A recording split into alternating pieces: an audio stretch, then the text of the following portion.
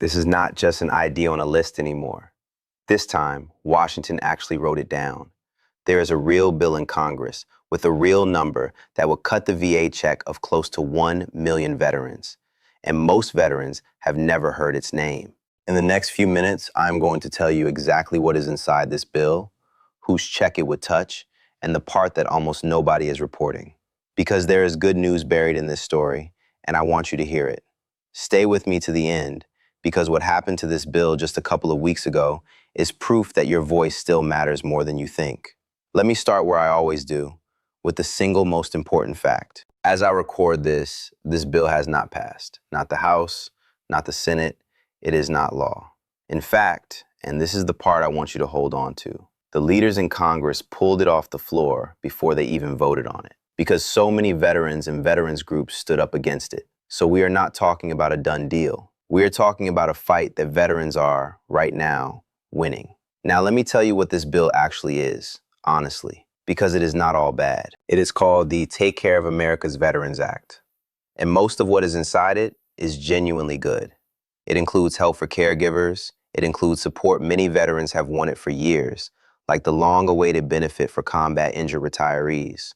On its own, a lot of this package is the kind of thing veterans have been asking Congress to pass for a long time.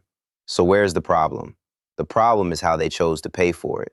To cover the cost of the good parts, the writers of the bill reached into the pockets of veterans with two specific conditions and used those cuts as the funding.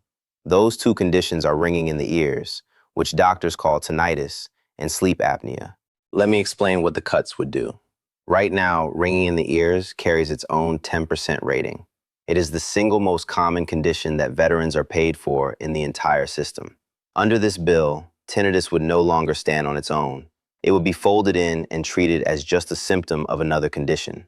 In plain words, that standalone payment could disappear for future claims. And sleep apnea. Today, many veterans with sleep apnea carry a meaningful rating. Under this bill, the rating would be based on how well your treatment works.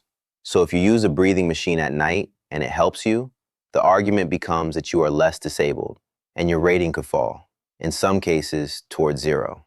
The people who study these numbers estimated that close to 1 million veterans could see their monthly compensation reduced by these changes. So this is not a small corner of the community. This reaches deep into it. Think for a moment about who that really is. The soldier who stood too close to the guns and now lives with a ringing that never once goes silent. The veteran who came home and could not sleep through a single night without a machine to keep breathing. Neither of them made those conditions up. They carried them home from service. And this bill would have looked at both of them and quietly decided their injuries were worth a little less than the day before. That is why this one struck such a nerve. Now here's the good news I promised you, and it is worth savoring. When veterans found out what was hiding inside this bill, they did not stay quiet. The largest veterans organizations in the country, the VFW, the DAV, and others, came out swinging against it. Veterans flooded their representatives with calls and messages, and it worked. As the opposition grew, the leaders in Congress pulled the bill from the floor rather than risk the vote. There was even an effort to strip the tinnitus and sleep apnea cuts out entirely and pass only the good parts. That is what your voices did. They did not stop the good in the bill. They stopped the cut from riding along quietly on its back. So what should you do now, while this is still live and still being decided? 3 simple moves. Move number 1.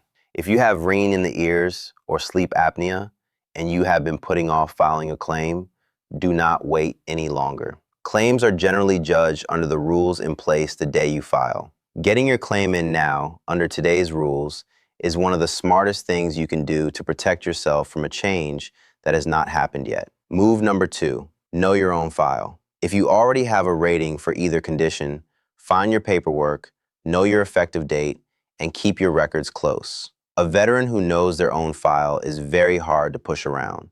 Move number 3, keep your voice ready because it is clearly working. If this bill comes back, a short and respectful message to your representative telling them to protect tinnitus and sleep apnea benefits actually gets counted. You have already seen the proof. When veterans spoke up, a bill got pulled. That is not a small thing. That is your power. Let me give you the honest bottom line. Yes, someone in Washington wrote down a plan to cut the checks of 1 million veterans. But no, it did not pass, it is not law, and veterans already stopped it once by standing together. The lesson here is not to be afraid.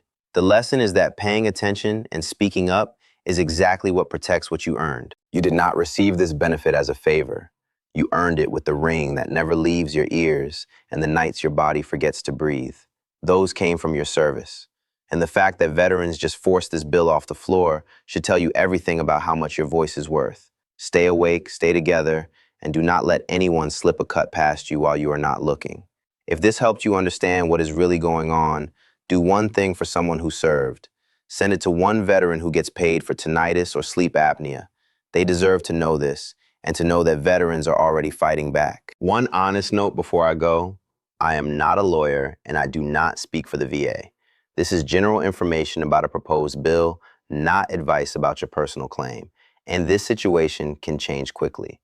For your own case, sit down with an accredited veteran service officer or a veteran service organization. Most will help you at no cost, and they will always know your situation better than any video can. Thank you for your service, and thank you for spending these few minutes with me. Keep your head clear, keep your voice ready, and I will see you in the next one.